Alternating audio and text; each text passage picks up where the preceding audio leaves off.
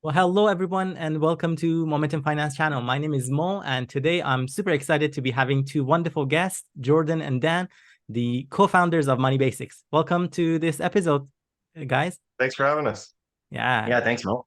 it's my pleasure. I've actually got to know you a little bit through Blossom app. From there on, got to know about your course, the Money Basics course, the different contents that you post through Medium, as well as your podcast. We're going to touch on all of those topics momentarily today. But for those who may not know you as well as I do, why don't you introduce yourself a little bit before we get started? So I'm Dan. We're brothers, and I'm the younger brother. So I had initially created the Money Basics course, and then brought Jordan on a little bit later. So we grew up in a small town in Eastern Ontario, and basically since our adult years, I've moved on kind of all over the place and landed in Ottawa. And then Jordan still lives closer to the Quebec border than I do. So I work as a firefighter. I shouldn't say that I've been promoted out of the rank at this point, but I do work for the fire service still, and that's my full-time job. And then doing this sort of personal finance stuff is that's kind of a side gig slash passion project slash hobby. Um, and you guys probably have seen it, heard it through the podcast and stuff. It's something that I'm just super passionate about, and I kind of live and breathe the content. So we thought, why not put it out there and share with the world, right? Share some of the lessons learned and figure out ways to kind of avoid the headaches that I had to go through and Jordan has also had to go through. I work primarily as a nurse. I've been promoted sort of kind of similar off sort of the main floor nursing to a little more management supervisor role now. But investing is also become a passion for me. It's kind of funny. We grew up sort of being taught about finances like very surface level because our parents were all right with money. More mom was always working with financial folks and banks and everything else. So she kind of gave us like a bit of the ropes, but it was never really like common talk in the household, and we never really discussed it super openly. Yeah. So anyway, that was sort of the way we were brought up. But so I came out of got into investing out of a place of debt, and sort of learned my way through that, knowing that that's not how I wanted to live my life. So I wanted to move out of that, and I've done it. Yeah, we've kind of had sort of like polar opposite experiences with money in our journeys where and that's what sort of brought us together on the money basic stuff, where Jordan's gone through this whole debt cycle thing where, they kind of went down that rabbit hole, found out that that's not the way they wanted to live and sort of dug their way out and are doing super awesome now. Me, on the other hand, I'd never experienced that because I've always just been really cheap. Uh, So, yeah, and I got more into the investing side of things due to a lack of debt, and I always sort of lived with a very, very low quality of life because I moved around a lot. I worked a lot of rough jobs, and I was never in one place for too long. And the money wasn't really the end goal for me. It was more the experiences and just getting to the place where I wanted to be career wise, and I just follow the passion, and money will follow that, and I got to a point where I was financially sound and I got a couple of good influences in my life, and that's what sort of set me off on investing. So it's kind of neat where I've got a little more experience on the investing side. Jordan's got a little more experience on the debt side, and we kind of bring these two worlds together. And that's kind of what makes up Money Basics. And that's a nice combination. You having more of that investing longer for a longer period of time, and to your point, like Jordan having experienced that debt and being able to get yourself out of it. I know I was watching as well some of the Instagram posts, Jordan, you were posting about side hustle. We'll touch on that momentarily, but I think that's a nice combination that you two brothers bring together and makes the content that you make more relatable for the average Joes that are watching or listening to your contents or following your contents. On Blossom, you're also very active. I believe, Jordan, you're the one who posts a lot more on Blossom, different pieces of nuggets. And I think you're just trying to break it down, as even the name suggests, money basics. It doesn't, like, sometimes you have to touch on those basics, foundational elements before you're ready to get to that next level. And you can't bypass that. You have to know all about that. Yeah, that's kind of like a foundational piece of the whole Money Basics program, is just to keep it simple in these bite-sized, easy to digest portions. Mm-hmm. And that's something I've learned. So currently in my role at work, I am an educator. I'm a training officer, so I teach people. I try to start with very basic concepts and build it up. And I've learned that when you deep dive something too heavily, you lose people. The average Mhm. person doesn't have the attention span to focus in on these topics. Even if I'm super passionate about it and I love the thing and I want to get into, 110 different things about a certain topic, you'll lose people after the third point. So you got to make it very, very simple. Start those building blocks, and then people will engage if you give it to them little by little by little. And it's more of a repetitive exposure versus just sitting down and just mind dumping on them. So that's kind of what we try to do. We try to keep it light, keep it fun, keep it quick.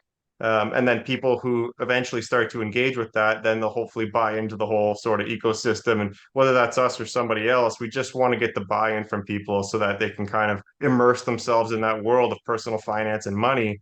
And then that's typically how learning is done. It is definitely a little bit of that mindset as well. And to your point, with your background as being an educator, knowing that it takes some steps. You can't just go 0 to 100 just in a matter of seconds. You have to build on those building blocks. You touched on some of the motivations, but what were some of the key factors that got you started? How long ago you got started with that, and where was the vision, and where do you see the vision for this Money Basics? Sure. Maybe I'll start with that, and then we'll just talk up until when you came aboard, and then if you can take over going forward. Sure.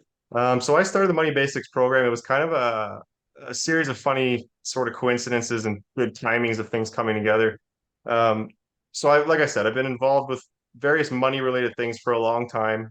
Started at a young age due to some good influences, sort of put me on the right path, but I knew really nothing about money other than you should probably save it and you shouldn't accumulate too much debt. That's about all I knew. And then with some good influences, some people I worked with, I got some good advice about, so I should say some decently good advice, but vague advice. Where people would say, because I had all these pretty decent jobs at a young age, working with a lot of older folks, and they would always say like, "Oh, you're so young. If I could go back to your age and do it all over again, I'd make some different decisions." And they meant that kind of financially, right? And I used to always challenge them on that. And I'd say, well, what do you mean? What I am young. Like, what is your advice? What would you do? What should I be doing right now? And they never had specific pointed advice. They'd say something vague like, oh, I'd get into real estate. That's Mhm. okay. Well, how would you do that? Show me the numbers. How does that make sense? How does that make me rich? And they never had a plan. Everyone hears real estate goes up, which, by the way, it's not necessarily true. In many markets it is, but not in every market. And timing is a thing. So anyways, I eventually got to a good influence he was like a finance major who he happened to be a firefighter. It was a very weird, polarizing career choices. But he got me on the path to ETFs and index investing. And that's sort of what started my journey in learning all this stuff. So I started investing pretty young, made some good decisions, made some bad decisions, went through a lot of headaches and took years of self-study learning things to get to a point where I was somewhat comfortable. And I just thought, man, this took a long time, and I wish I had a mentor who could have just held me by the hand and walked me through this. Well, around the point where I started getting comfortable with this stuff, being in the fire department, I had a lot of young people asking, how do you get this job? And, just looking for basic mentorship. And you get conversations with these young people. And I had a couple of people asking me, once we get to know each other, they start asking me finance questions. Uh, like one guy, for example, say, well, I'd have, no debt and I've got $5,000 and I'd like to make it work for me. What can I do? And they didn't know the first thing about it. And I had this sort of light bulb moment after like the fourth time somebody asked me my advice, because you can't just give them a minute of advice and set them on the right path. It's a very complex question. They need to understand so many things to make the right choice for them, right? So the light bulb came on, and I thought, if only there was like a very like well laid out program, like a course that somebody could take, so I wouldn't have to spend 10 hours explaining everything to this person. If they could just help themselves to an online course, that would do it for them and be kind of self-directed. So right around the time I had that thought, I had a very serious injury where I blew my bicep out, and I was stuck at home off work for months and bored and losing my mind. And it was through COVID. So it's just sort of the right time to put in the 100 hours it takes to build such a course.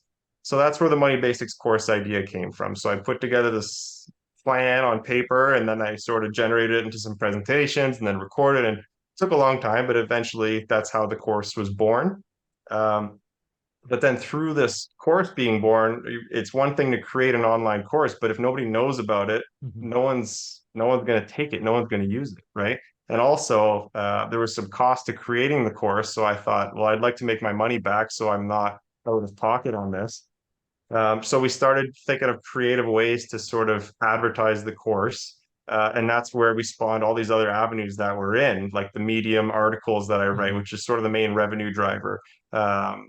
Before Jordan came along, I did that. I started a Facebook page, and that was about it. I'm not really a big marketing guy. And sold a couple of courses, just enough to sort of recover costs, at which point we dropped the price because we're not really in it to make a bunch of money. We just like rolling the proceeds back into the course and promoting it. But promotion's not really my thing, so I needed help. And it was around this time my brother was getting really, he was getting his feet under him. He was getting above this debt situation, starting to get really interested in investing. And this is all we talked about. And I find when you find like-minded people, you got to stick together, because like-minded people, that's going to propel you forward, right? If you're really into investing and personal finance, that's a rare thing. Not a lot of people are interested by that. Usually you talk to your friends or your family about it and they kind of roll their eyes and check out. Well, my brother wasn't that. My brother was like super engaged. That's what we talk about all the time.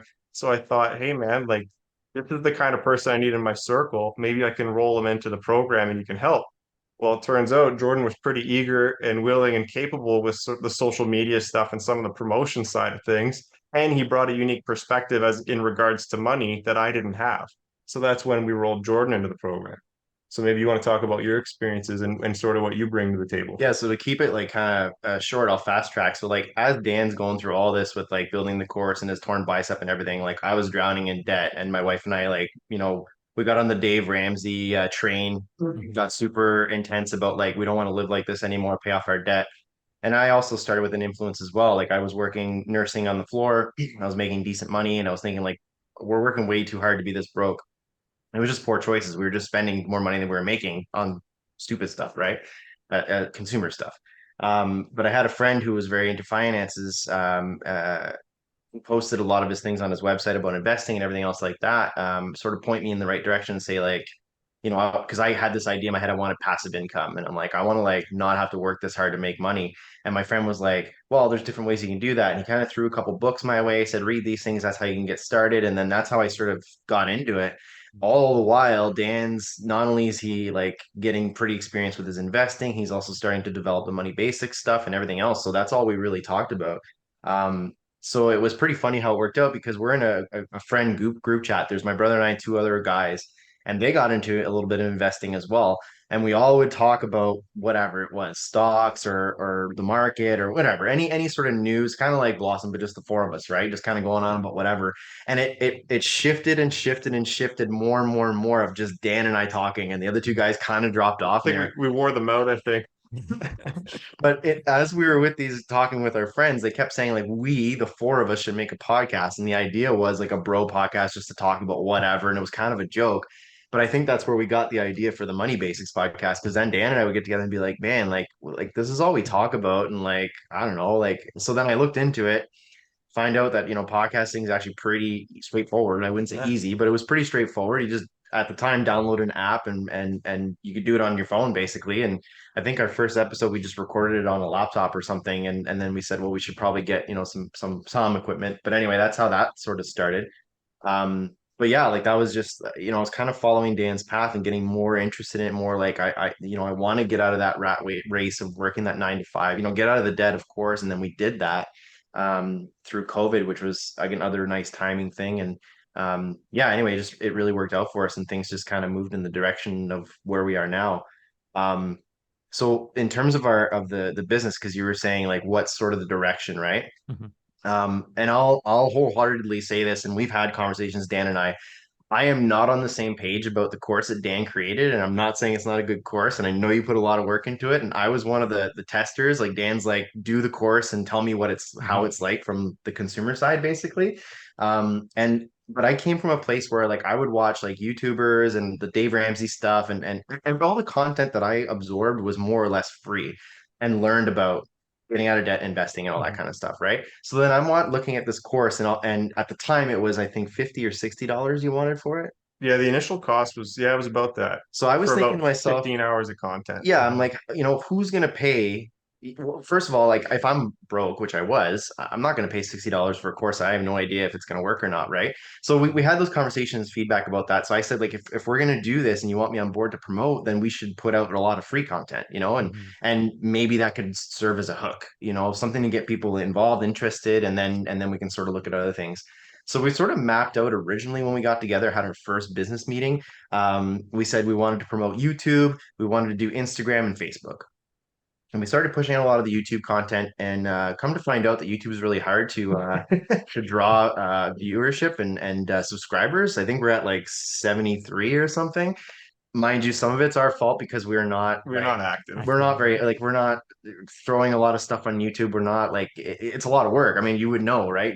With all the editing and putting it up and all that kind of stuff. So Instagram has been our big driver, and then all of a sudden Blossom comes along. So I'm following people that are, these influencers that I'm learning from, and Canadian in a T-shirt was one of the guys that I had been watching a lot because a lot of his stuff was really helpful, right? And he throws out a video and says, "Hey, I'm on this app called Blossom, and you guys should jump on," basically. And I was like, "What the hell is that?" So then I downloaded it, checked it out, and my initial thought was, I'm gonna get on this app so I can peddle money basic stuff. And selfishly, I'll admit that. And then I got called out by a couple of users in the beginning, like, "Hey, you're just here to promote your shit." And I was like, "No, no, no, no, no, I'm not." And I was, but anyway. But as we kind of got more into it, I said, "Dan, like, you should get on this app. It's pretty sweet. Like, there's actually some really good users on here. There's a lot of beginners too. So I see like a good like both sides, right? Like, there's a lot of learning opportunities. There's a lot of people that we can help. And it's been kind of nice too, like being on Blossom, and I've posted about this before too, because people will go on and say, oh, like either they'll have a question or they'll promote something that I know is false about a company, let's say as an example, right? And I will look at it and I will be like, I want to make sure that what I'm saying is right. So I will go and I will research it before, and I'm like, no, no, no, I thought so. So it's nice because it kind of forces me to like I'll oftentimes look into companies that I own. So it's kind of like a little bit of stock research on the side, but also, reinforces my learning, adds some learning too, because people do post some super awesome stuff on there. And anyway, that was a long-winded version of the direction of the company. So we're really liking Blossom. We're really trying to promote a lot on Blossom, and we're just, I don't know, patience is a virtue, right? And I think it's a passion project. We're just having fun, and it's a passion thing. So we're letting it flow. You started this because of that passion, and you also want to see some potential in it. You were approached by so many folks that had similar type of basic questions, and you think, you know what, if only there was a platform, if there was a course or material or contents that could help them, we would be able to make that influence. And why not? Like, maybe you could turn into a business as well. Like, I think that's probably some sort of aspirations behind any sort of entrepreneur. And I do see both of you having that entrepreneurial mindset there. And I echo your points as well, both of you, Dan and Jordan, around the Blossom app. I think having provided that opportunity, because as the platform is growing, I think, I'm not sure about you, but I'm starting to notice a lot more newerish investors that they are the one just asking very, very, very basic questions, like, what is an ETF? What is this? And like some questions like that tells us the platform is also growing way, way quicker, and which is a good opportunity. And I think there is value for contents such as Money Basics in there. I don't see it as honestly, I don't see it as a way of necessarily, oh, I'm there doing this for just promoting my product or promoting my YouTube channel or my podcast. I think that's okay, because at the end of the day, we are using that platform to connect folks to the right contents, and we are doing that because we see value in it. Basically, I would say at least 90% of our content is free and will remain free. We're not in this to make money. We neither of us have drawn a paycheck at all from any of this work, and we've drawn some revenues. I wouldn't say we're like rich or anything, but we roll 100% of revenues back into the business. So, for example, we're talking to you on a laptop that we purchased with business money, with a separate webcam we purchased with business money, the microphone, all the stuff we needed for the podcast. But we roll this money in order to create new content for our listeners. And the idea is the more money we make and roll back into the program, the further our reach is going to be. So if we say got more active on YouTube, for example, then we could reach more people. If we're more active on Spotify or Apple Podcasts, we're going to reach people that way, which we're just casting this bigger net, capturing more people, which is sort of the idea, right? To spread this sort of either education or even just to draw people into the discussion. Even if we're not providing brand new insights, it's creating this sort of network of people that can all sort of communicate and immerse themselves in this personal finance world. Because I think we need more of that. So we're driving whatever revenue we create back into the business. And the idea would be, if I don't think we will, but if we ever got to a point where we were so big, we had a decision to make, should we draw a paycheck? And if we could draw a paycheck, would that allow us to step back from our full-time jobs a little bit? I think we would. And that still fits into this sort of overall goal of rolling the money into the business to meet more people. Because, let's say we made so much money that Jordan could quit his job or drop down to part-time. That would give him more hours in a day to put into the social media and to casting that net out further, creating more content, which would reach more people. So it would fit into that goal. This is why Jordan handles a lot of the socials. He's a little more politically correct. Well, not politically correct. He's nicer. He's friendlier than me. I get grumpy sometimes. Social media is not my thing, which is why you see all the Money Basics content on Blossom go through Jordan. And I'm just usually in the background, just chirping away at people. And I've had times where we'll post something, usually on Facebook, actually. Blossom's really good, but like on Facebook, there's some groups, they're just looking for a fight. And I will not bow down to people. Many businesses will back away from a fight. I don't. If they're saying something that's factually wrong, okay, like for example, I'll make a post about something about real estate stats in the local area that we live, and they'll dispute those stats despite them being absolutely correct, and this person is like provably wrong. I'll call them out on that. And then they get all mad and start chirping about how they won't support my business. And I say, good, don't. Like, I'm not making money from this. I don't care if you click on my website or not. So anyways, that's why Jordan runs the socials, and I mostly hide in the background because I'm not nice sometimes. We've had this conversation a few times around that's one of our business values, and we've always aligned with this. I think both of us like have our own internal moral, but we won't sell our soul for $1. That's right. And even like we brought a few guests onto the podcast. One of the guests recently was a mortgage broker that we had gotten together with that sort of reached out to us through Facebook, I think it was. Yeah. And we were a little hesitant on that because like, wait a minute, a mortgage broker, like what's this guy's angle, right? That's right. We had 2 solid long meetings with him in person because he was local, and we found out that his values lined up with ours, and he's not there to sell his soul for $1 either and all that kind of stuff. He was looking to educate people around the real estate and the mortgage world and all that kind of stuff. So but on the same page, we had other people reach out to us to try and get onto the podcast.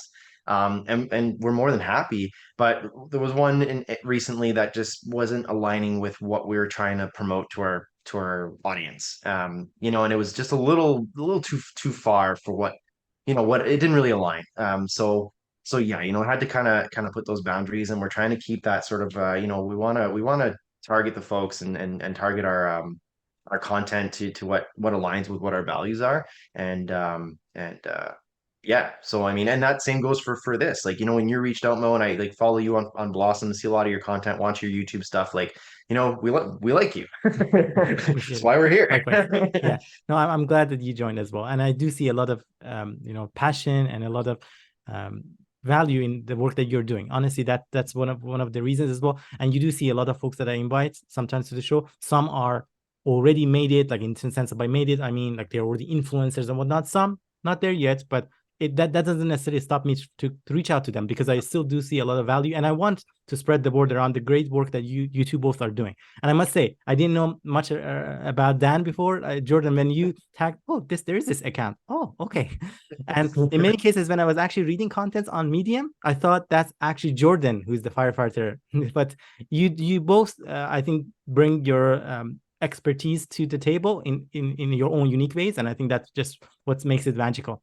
I'm going to segue to the next question, which is around investing. I did hear, Dan, you talked about you started investing a bit earlier. Maybe we touch on roughly, if you're comfortable, when you started investing in the stock market per se, and what is your approach to investing? Are you more of a passive investor, let's say ETF, whatever, or more so stock picking? Nothing right or wrong with that. More so out of curiosity and just for folks to know a little bit about your stuff. Sure. I'll start you with a history of it, because I think it's important to acknowledge the shortcomings of an individual. So I started at age 22. I remember it quite well.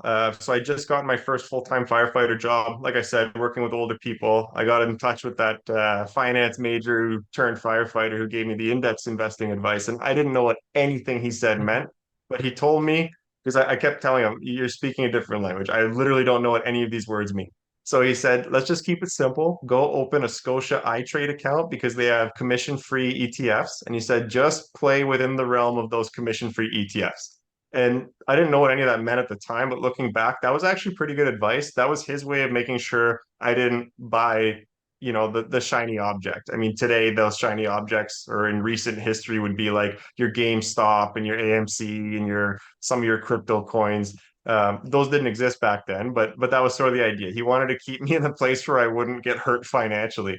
So I did that. I actually opened up an account and I bought a couple of ETFs that were on that commission-free list. And I had no idea what I was buying. I remember the first one I bought, the ticker was COW, cow. I didn't know what I was doing. I just bought this thing with like $500, and it was like some agriculture ETF. And I made like $40 on it, and I got so stoked that I just sold it. I was like, "Yeah, I'm Warren Buffett." Anyways, I did this for like a year, just no idea what was going on. And I was very lucky it was in a bull market. So I was just making some money, like any amounts of money. So I would have been 22. I'm currently, well, it's my birthday today, actually. I'm Oh, 32. happy So that was a birthday. decade. Thank you. So that was a decade ago. So do the math on that. It was a while ago.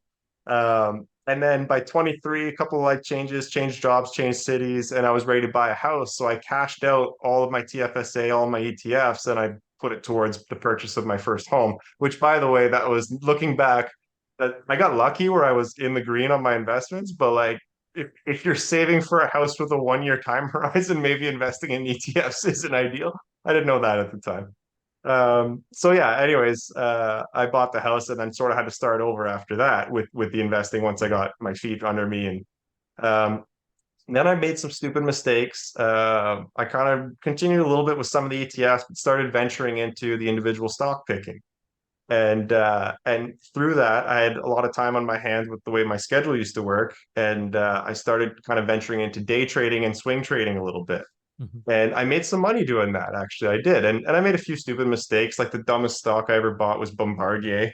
I, to this day, hate Bombardier. I don't care what anyone says. I don't even look at their financials anymore. It's just a bad taste in my mouth. I hate them. They could be the best company in the world. I'll still hate them. But anyways, then I got into the day trading and swing trading. And I was like making a few $100 a day. And I was like, yeah, I'm the best investor ever. And then this went on for a few years. And then I missed the boat on a few major investments because I had sold out of them too early. The big one that comes to mind was Shopify.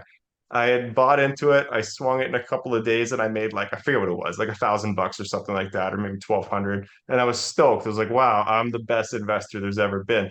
And when I sold it, I thought, I'll just buy into it when it drops again, because according to my lines and charts that I was making up, that's going to happen. It's going to drop again. Well, it didn't. It skyrocketed. It went up like eightfold. And I took a $1,200 profit. If I had held it, I would have made an $80,000 profit. And I watched that and I thought, okay, maybe I'm too stupid for day trading. So that's sort of where the strategy started to shift. And then when I shifted my strategy away from day trading, I actually like looked back at my previous trades and realized it's really easy to be a successful day trader in a bull market when everything's going up. And in fact, although I was pocketing a few $100 a day selling out of stocks, one, commissions, because I was still a 𝗖𝐋𝐈𝐖 trade, because I was trading with them, I was eating all these commission fees, which was stupid.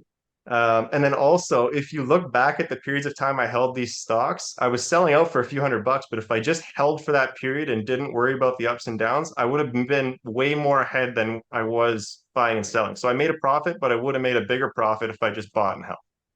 So I shifted the mentality away from doing that sort of thing, and I started long-term investing. And I picked a lot of individual stocks, but I started to get smarter, learning how to analyze companies a little bit. And over time, this sort of changed my mindset into liking dividend stocks more and more. And then as I got into that, I started learning about offsetting your risk, right? Like managing risk portfolios and figuring probabilities and analyzing companies. And so I've gradually changed towards ETF investing and just general index investing, with a leaning towards dividend stocks, because I like dividend stocks during uncertain times. I like the idea that I can collect a paycheck if I have to sit on this stock for 5 years while it treads water because the market's just not doing well, right? So currently, over time, this has evolved. I allocate most of I would say about half of my money, just direct deposit ETF investing. I don't just set it and forget it. I don't even think about it. Then probably another 35% of 30 to 35% of my portfolio is individual stocks. But what I'm doing is I'm essentially looking at the weightings of some ETFs that I really like, and I'm picking and choosing the stocks that I have very, very high confidence in. And these are the ones that I'm buying heavily. And really what I'm doing is creating my own like moat heavy ETF.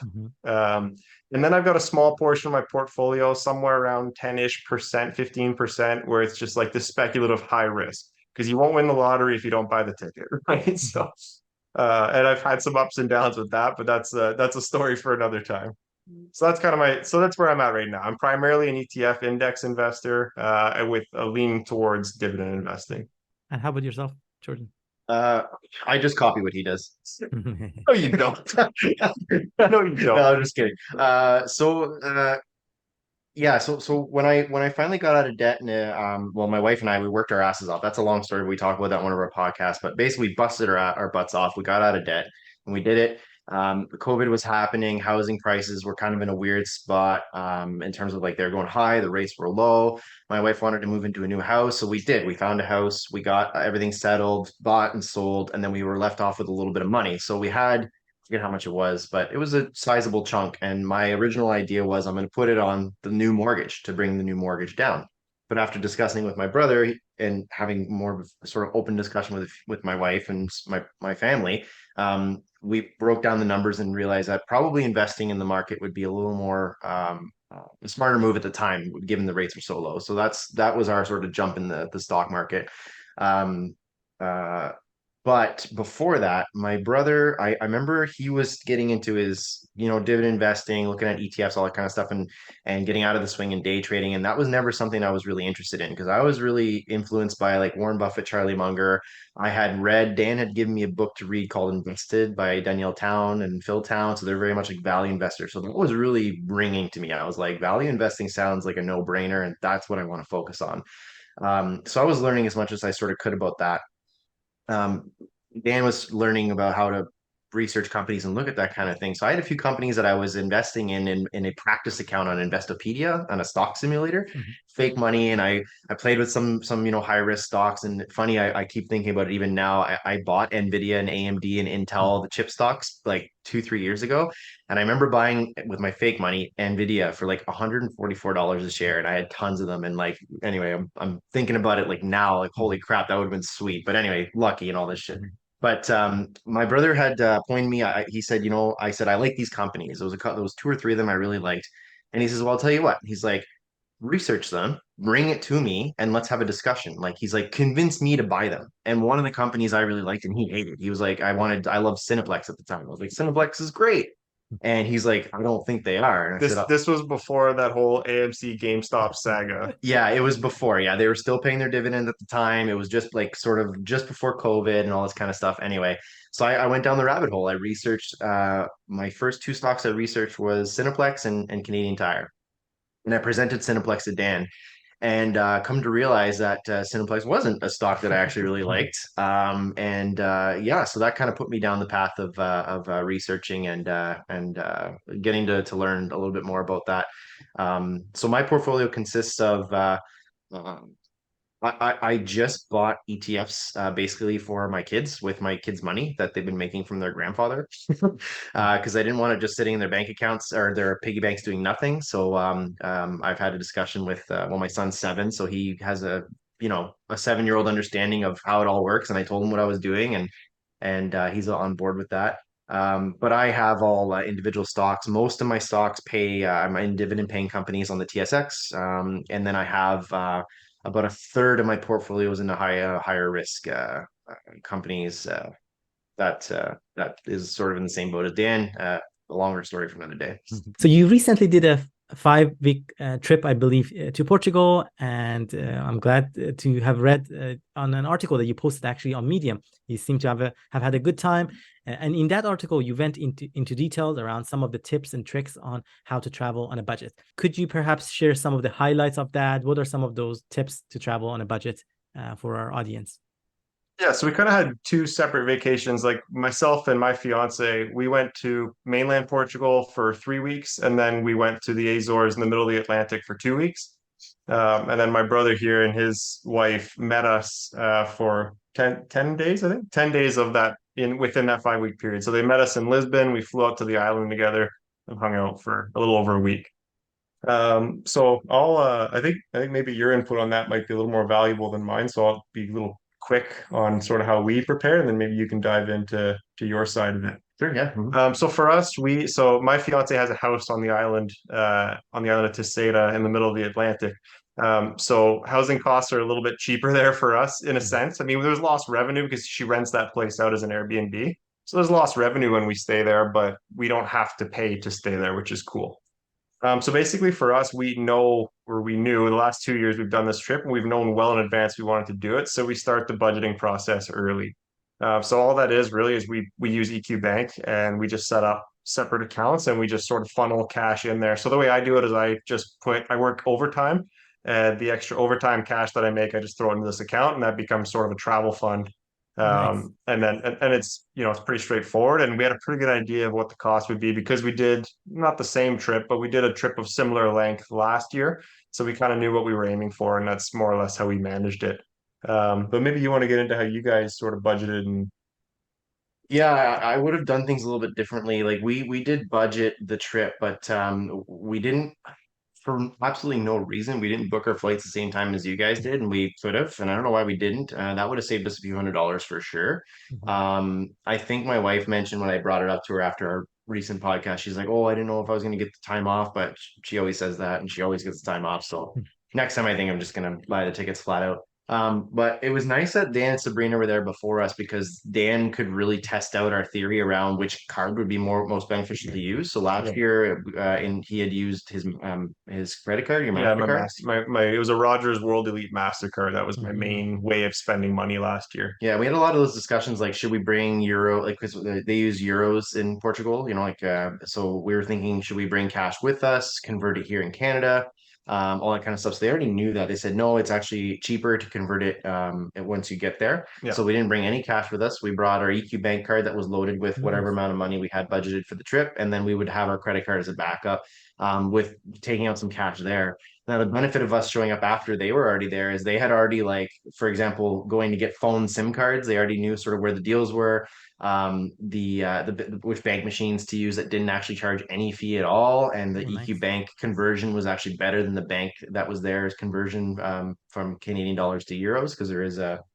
quite a bit of a difference. So that kind of hurt. Like, was the conversion? I think it's $1.45 Canadian for a euro or somewhere around there. Yeah.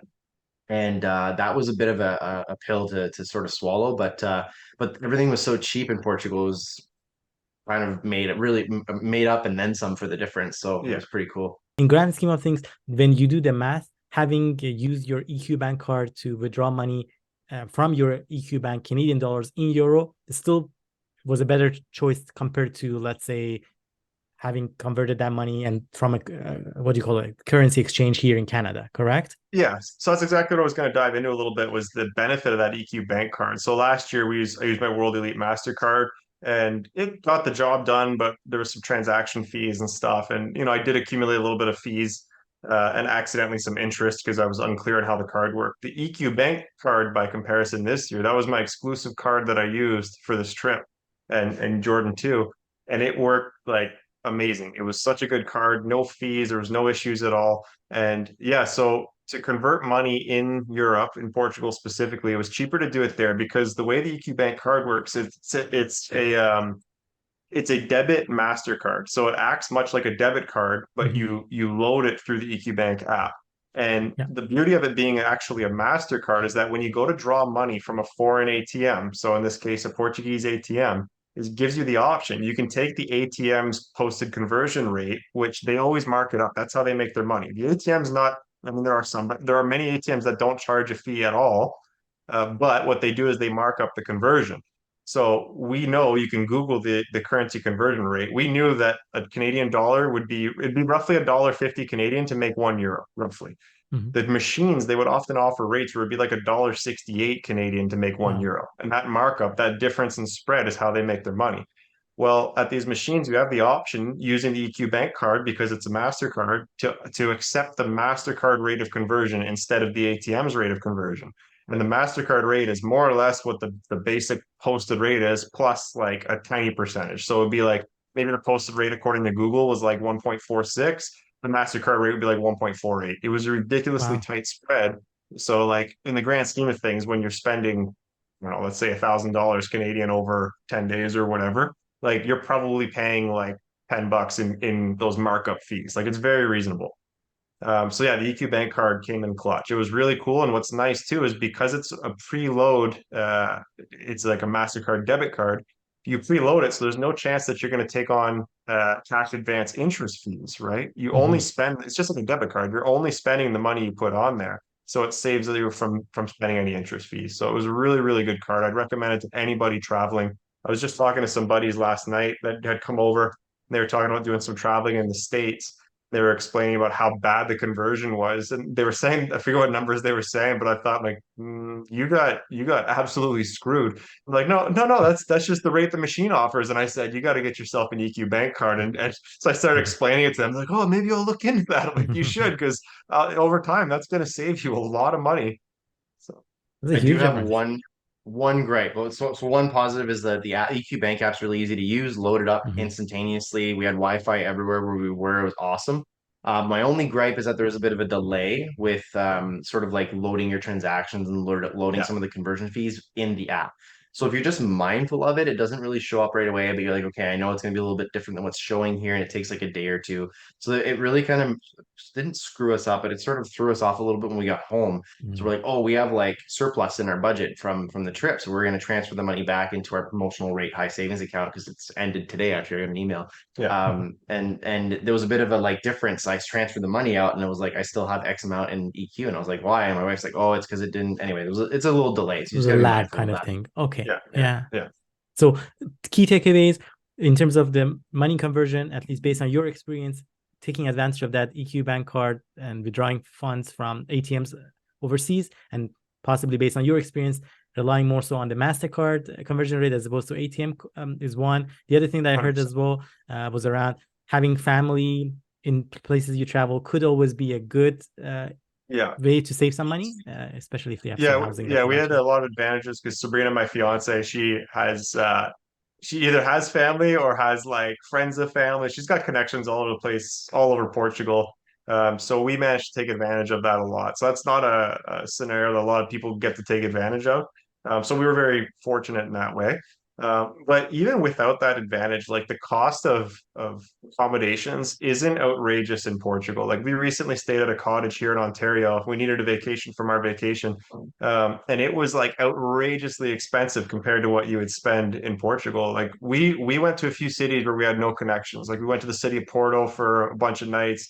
We went to the south in the city of Lagos for a few nights, Nazaré. The average cost of an Airbnb, we're talking like a private room, not shared. We're looking at usually around 120 bucks Canadian per night, and sometimes that would include a pretty good breakfast with like coffee and desserts. And so I Brilliant. thought that was super reasonable because here in Canada, like at least Yeah. we're around like where we are. Like if I wanted a hotel room in Toronto, like 250, Yeah. 300 bucks easy. Yeah. Yeah. That's amazing. I'm glad you both had a fantastic time with your family and some amazing vacation time. Jordan, recently I saw a post from you on Instagram, and I believe this was perhaps a few weeks before the Portugal trip. You were washing a truck, I believe, in your garage and working hard at that side hustle, which was very commendable. Can you touch on, and maybe both of you touch on any of the side hustles that you do on the side to make some extra income and save? Sure, yeah. So my side hustles were born from whenever we were in a place of debt. So basically, we have two young children, my wife and I, and we had like total 90,000 in consumer debt we wanted to get rid of. And the options were we pick up extra work at our physical jobs. But the challenge with that I had was that meant that I'd have to physically be at work and I would be away from the house, and my wife just doing the childcare 24/7 with her job and everything was just it was a lot, and I don't blame her. So my father actually came up with the idea because I was washing my own vehicle and I had like maybe one or two people that I would wash their cars like sort of as a favor, and the shop is actually my dad's shop. So he said, well, why don't you like start a business and wash cars? So I thought like, oh, okay. And then we sort of talked the logistics of it. My dad, like, he's a saint. He's like, I won't charge you anything. Like, just watch cars here, make some extra money. And I think part of it, like subconsciously, was like, Because like historically, like if we were in a tight spot, I'd borrow money from my dad and he would never let me pay him back, even though I would half the time.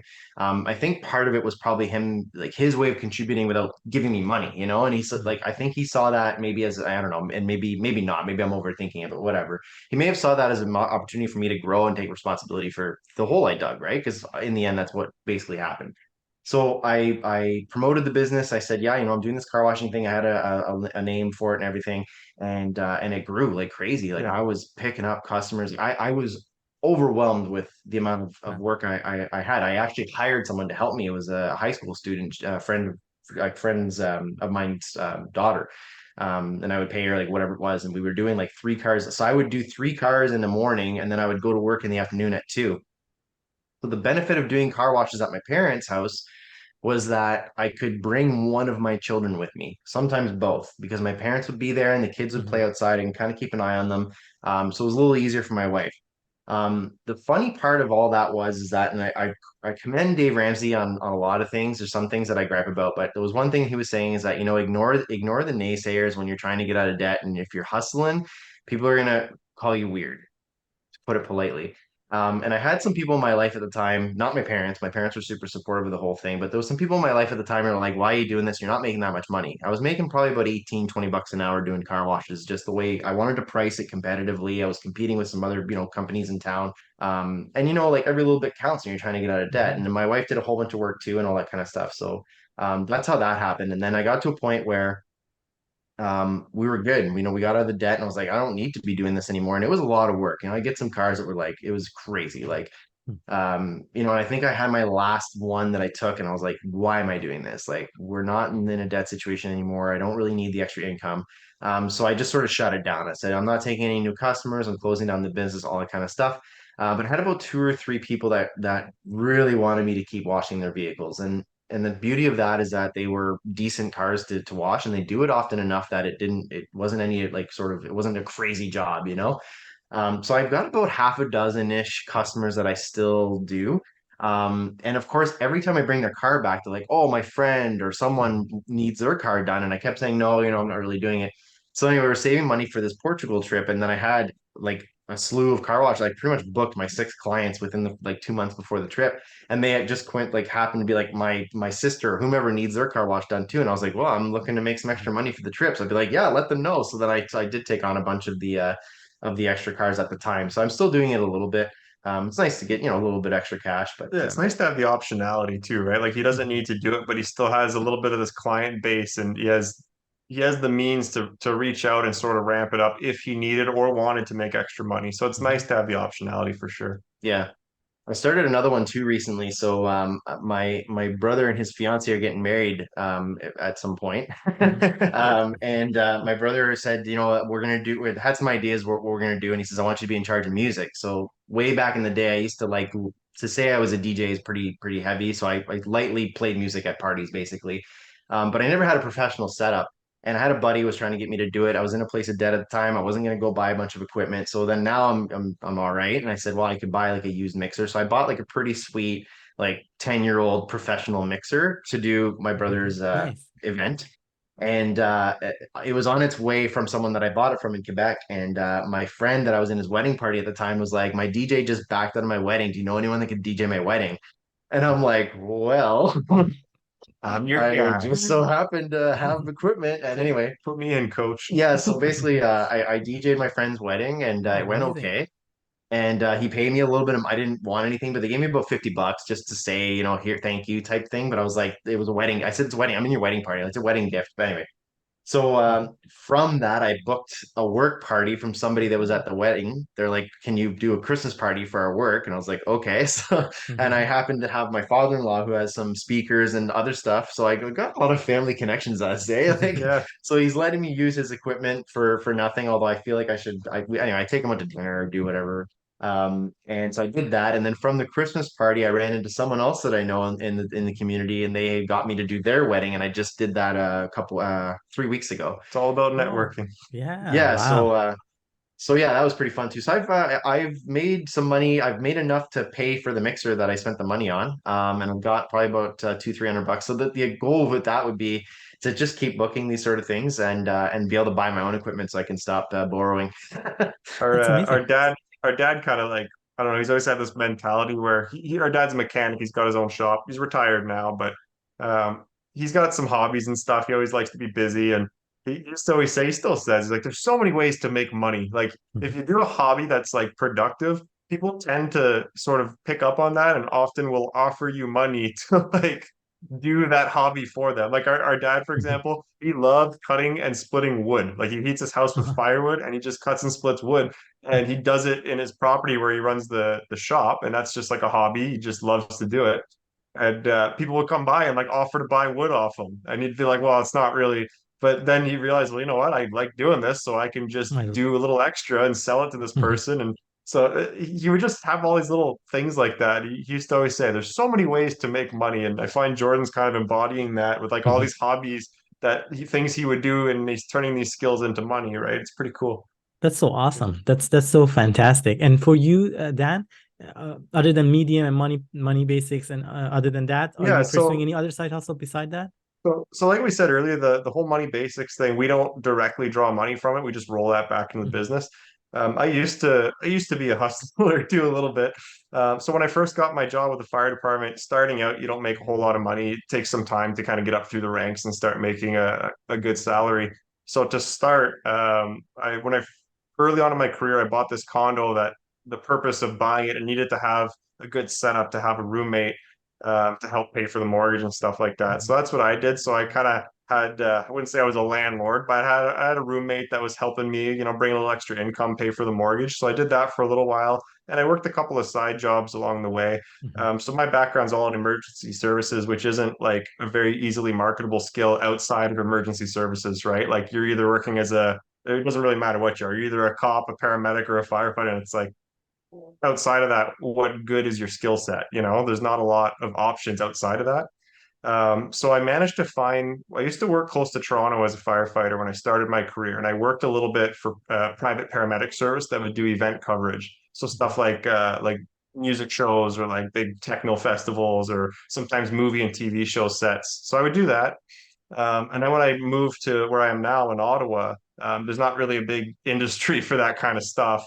But I would pick up the odd gig from the company I used to work for in Toronto. Like one time there was a big movie being shot out in Ottawa for some reason, and I put together a little team and sort of managed that and did a little medical coverage. So it was like the odd gig stuff like that that would pop Mhm. up to make a few bucks. And then a few years later, I kind of got out of that stuff because it was more headache than it was worth money wise.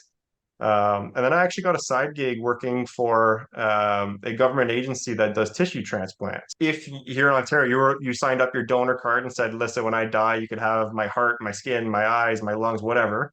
I was the guy specifically in charge of going to the morgue and getting your eyes. I would recover ocular tissue.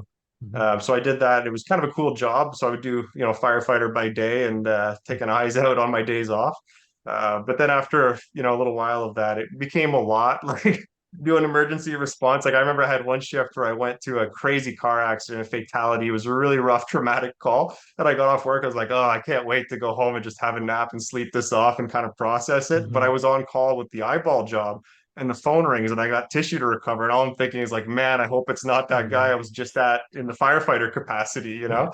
And anyways, there wasn't enough time to just like rest and recover and chill. And as I got up through the ranks, I made more and more money. And at a certain point, I decided I don't need the extra income anymore. I'm okay. I'm financially sound. So why am I killing myself over it? So I haven't really done any side gig stuff. The extra time that I have now, I roll into this money basics stuff. And like I said, I'm financially sound. So this is more of a passion project thing. And um, with the skill set and the role that I have in my organization now, there's a pretty good amount of opportunities for overtime. So when I need extra income for, whatever, a vacation, I tend to usually have some option to just pick up extra time at work. And that's sort of the beauty of being financially stable, right? And the more we grow passive income streams for us, it's mainly through dividend investing. But just Mhm. for anybody, if anybody is starting to create some type of passive income stream where they get themselves in a position where they can choose how they want to spend their time. Like to me, that's wealth. It's not the dollar amount, it's not the money, it's having the choice of how to spend your time. So me, for example, if my work calls me and says, Dan, we need you to come in on a Saturday to do 12 hours of overtime,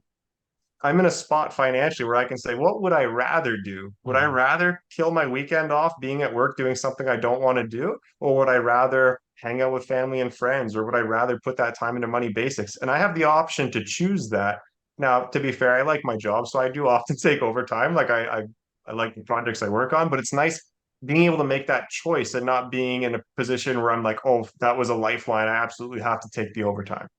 That's the power that comes with getting to that level of financial stability, financial independence, and whatnot. If you could 10x your spending in any category, what would that be for each one of you? I'm just curious if you had that choice. Maybe we start off with Jordan first. So this is like magic wand scenario. I have like unlimited resources. I can 10 times my spending in in any area. Yeah. Well, I definitely like vacationing is definitely up there. I'd certainly travel more. Now I do like being at home though too. I noticed like polar opposites. yeah, like like our 10-day trip was perfect. We got home and my wife and I like to have a day buffers. We will take 11 days off to do a 10-day trip as an example. So when we get home, we've got one day to just be at home and just whatever. I think I would probably spend some money on I would love to get a boat. We live close to the water. We're on the St. Lawrence River here. We used to have a boat with the family. I would love to get a decent boat so I could go and just float on the boat with the fam. How about you, Dan? I would 10x my spending into my investment account. I get a rush when I invest. Yeah, But if we're talking fun and stuff, I would double down on my travel for sure. I really enjoy traveling. My fiance and I really like it. I really like my job and stuff, but if money wasn't a factor, people wouldn't see me very much. I'd be away a lot for sure. 100% I would be. Yeah. You both touched on the traveling part of it. So is there any, like, if I were to ask you, what would be your next favorite destination that you would love to explore? What would that be? Well, I definitely love to go back to Portugal. But in terms of like finding new places, I'd like to explore Canada a little bit more. I wouldn't mind like checking out Calgary or going to BC, those types of things. I'd like to go to Vegas, at least for a couple of days just to see what it's like. Maybe even check out a hockey game, check out a Vegas Golden Knights game, be sweet. And go over and check out Europe a little bit more. Go to like check out Italy or Spain. France would be cool too, just to go sort of check all that out. I'd probably That's do an the whole amazing thing. place. Just go everywhere. Germany, like England, everywhere. Yeah. Yeah. And how about you, Dan? Yeah, I got a long list of places I want to check out, but right at the top of my list, like realistically, what I'd like to do in the next like 5 years, let's say, Iceland's very high on the list. And believe it or not, Antarctica, that's like a bucket list item. I don't know if that's going to happen in the next 5 years because it's pretty expensive to do it the way I want to do it, but I would love to do an expedition in Antarctica. That's amazing. What makes you think of doing an expedition there? Is there anything that So motivates you to do that? I worked with a guy. Now, keep in mind, as a firefighter, it's a lot of rough and tumble people, like it's a very macho environment for the most part, right? And people don't really show emotions much, and people are all over each other, like laughing and joking and pranking. And you don't want to show weakness because it's like a wolf pack. They'll jump on you, right? Well, this guy, I was detailed to a station that I'm not normally at, and this guy had come back. He'd taken some time off because he had an opportunity to work on an Antarctic expedition ship. It's like a adventure tourism, and he was in charge because he was like a national level kayak champion. I don't know what he was, but he was very good at kayaking, and he was in charge of the sea kayaking portion of the expedition. So he came back, and I worked with him on his first day back at work from this trip, and he brought in this like slideshow he wanted to show everyone. And he was explaining to us this trip, and I didn't know anything about Antarctica at this point. He's in this room full of firefighters, full of tough guys, and he's telling us about this trip. And he's telling us about how beautiful this one moment was kayaking in the icebergs, and there's penguins and whales. And he starts crying in front of the room of people. And nobody made fun of him because he was like so passionate. I just thought at that moment, I'm like, if there's something in this world so beautiful, it could make this grown man cry in front of a room full of firefighters, I need to go see it. So I don't know, since then it dawned on me that that's actually an option. So I started researching it a bit, and I just think it's cool because to me it's like one of the last frontiers on earth of like somewhat unexplored places. Like to me it seems like a real adventure, and going to like these popular touristy places, although many of them are very beautiful, it just feels overdone and kind Mhm. of taken advantage of, I guess. While Antarctica, it just seems so like unspoiled, and that to me, it's like it's a place people don't go that much, and it's just such a unique experience. And it also helps that I actually typically don't mind the cold as long as I'm well equipped for it. Yeah, I think it'd be pretty cool. And I'm an animal lover, so I'd like to go check out some penguins and whales and stuff. That would be very cool. If you ever do that, please do share your experience both on Oh, I Medium and definitely will. through your podcast. What would be your advice, your biggest advice to the younger generation who are just getting started working, making money? What would be your key advice and takeaway for them? My advice to young people is this: when you're very young, and people mature at different paces, so I can't give you an exact age, but let's just say like 18 to 20-ish. When you're very young, you're not going to understand money as perfectly as somebody who's been immersed in this for 20 years. And you need to understand that you're not going to know everything. And even when you think you know everything, you're just scratching the surface. So instead of trying to become the master of every single topic, just immerse yourself in it. Just surround yourself with like-minded people, people who are going to propel you forward, people who are going to move your education on the topic forward, whether that's budgeting, whether that's learning about debt or learning about real estate investing, whatever. Just surround yourself in the topic and the learning will come.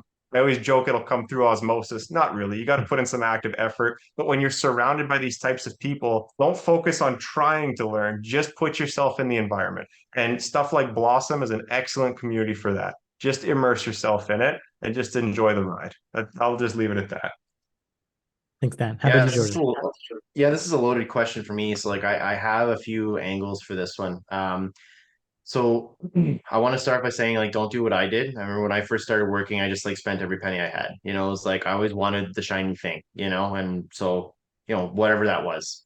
And it was all consumer stuff and I blew all my money. I really did. And I don't regret it. Like I had a lot of fun, but it would have been cool if I budgeted. As inherently boring as that sounds, it's so powerful. If I would have even taken 10% of my earnings since the start of my working days, I would have been in a much better place.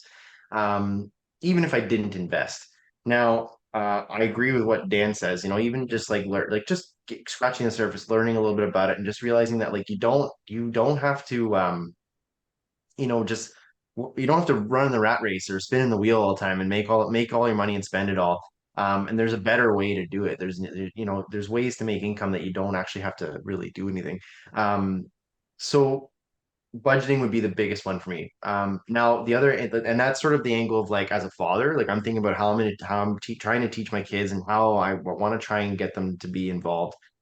We'll see how that goes. They're young now, when they become teenagers, it might be a whole different ball game. But anyway, um, but I'm also coming from an angle of like I've gotten into management. I've been doing this for almost 2 years now, and I've hired a lot of people, and a lot of them are just coming out of college, and they're just starting their careers. And I've noticed that there's been at least compared to like say mine and Dan's work ethic and people that I know that have put in a lot of hard work, um, the work ethic's different. And I find people are very impatient, at least from what I've seen, and they seem to want to move up the ranks faster than ever. They want to make more money faster than ever, and they have all these expectations coming into an entry level job. And what I would like to say to young people is that, you know what, like you can get those things with hard work. Mhm. You have to I don't want to say prove yourself because that's cliche, but you have to earn it. And we did. I mean, I'd say we still are. Like Every day. yeah, I'm not, in a position. I don't think I'll ever be in a position where I'm like, I did it, I made it, I don't have to work hard anymore. But I noticed that, like I feel like I can run my program by myself, even at half speed. Like that movie Man on Fire, Denzel Washington, when Christopher Walken's talking about him, he's like, even at half speed, he's really good. Yeah, Like yeah. I feel like that's me. I don't mean to sound arrogant and cocky, but it's like when you learn your craft and it comes with time, right? Mhm. And that happened in my career. I was surrounded by very intelligent people that really motivated me, unknowingly to them, or maybe they did know, I don't know, but I really like these people, right? And I really took a shine and I said, you know what, like, and I always worked hard and I always knew that I wasn't the sharpest tool in the shed. I wasn't the smartest person. I didn't get the greatest grades, all that kind of stuff. But you show me how to do something and I'll do it and I'll work hard. And that's a good skill to have in Yeah. everything. Yeah. And it goes back to what I was saying earlier. It's just like focus on your passion, focus on building the skill set, and say yes to opportunities, even when they're scary, especially when they're scary. Just be the person who shows up, does the job day in, day out, and says yes to the opportunities. And that'll propel your career, and all the other stuff's going to follow. The promotions, the bigger paycheck, all that stuff is going to follow. That's just show up and say yes. The can-do attitude is so crucial and important. Yes. Thank you so much, Dan and Jordan, for sharing your wisdom with me and our audience today. For those folks who want to learn more about you, follow your journey, and hear more, can you quickly share with us high level where they can find you? The easiest way to find us would be moneybasics.𝗖𝐋𝐈𝖖𝐊.𝐁𝗘𝐋𝐎�. That's our course website page. Links to everything we do is on that. So that's kind of like the central hub. But you can find us on various social platforms on MoneyBasics. Yeah, and I think the biggest one that we like that we're doing sort of the better on is our podcast on Spotify and Blossom. So MoneyBasics, right? Yeah, MoneyBasics, yeah. Perfect. But you can find all that on the website. Awesome. Thank you so much, both of you, for your time today. I know, Dan, you did mention today is your birthday. Happy birthday. I appreciate you Thanks, taking Mo. time on your weekend to talk to me and having this conversation. I really enjoyed it, learned a lot from it, and I can't wait to share this with the broader audience as well. Any final words before we wrap up? No, I just want to thank you for having us aboard. This was fun. We love talking about it. Like we said, we're passionate. It's kind of a passion project. So we love the opportunity. We love getting the chat. This doesn't feel like work to us. So thank you for having us. You're a real pro, Mo. This is really good. It's my pleasure. And Thank you. I do want to mention, I really appreciate the shout outs. You had done a post recently about the top 15 podcasts or something, and we were on the list. So I shared that with Dan and I said, look, we made a top 15 list. Yeah, that was pretty sweet. Yeah, so I appreciate it. And yeah. It's always so nice as well to connect with audience, like to connect with some of your friends who you've listened to their work, who you see the grind. I really appreciate the grind that you're putting in, the hustle. You talked about it earlier. You're pursuing it, what you're passionate about, and that shows through your work. That shows through the content that you share, and I appreciate that. You know, you're not just doing it for the sake of doing it, but you really are meaningful and intentional about it. So thank you for putting the effort. I'm definitely a big fan of yours, and look forward to connecting with you in other opportunities as well. Thanks, Mo. Thanks, Mo. Thank you.